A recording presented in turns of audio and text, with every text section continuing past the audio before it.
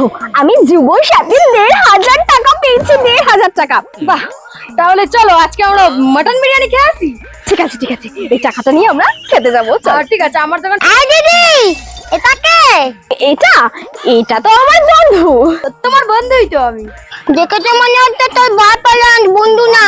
তুমি করে কেন বললে? তুমি করে বলতে পারলি না? তুই তোমাকে সবসময় আমি সব শুনে নিয়েছি। হ্যাঁ, ডুবো থাকি টাকা পেয়েছিস না, ওটা দিয়ে তোরা আজকে ঘুরতে গেছিস, তবে বিরিয়ানি খাওয়ার প্ল্যান করছিস।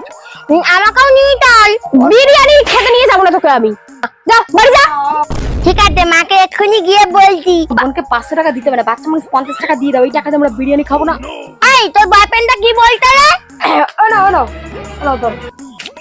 এই তো 500 টাকা পেয়ে গেছি। ঠিক আছে ঠিক আছে, তুই দাঁড়িয়ে থাক এখানে, প্রেম কর, আমি চললাম। এই ১,০০০ টাকা দিয়ে আর বিরিয়ানি খেতে হবে না, জমাবো আমি টাকাটা। চলো তুমি যাও।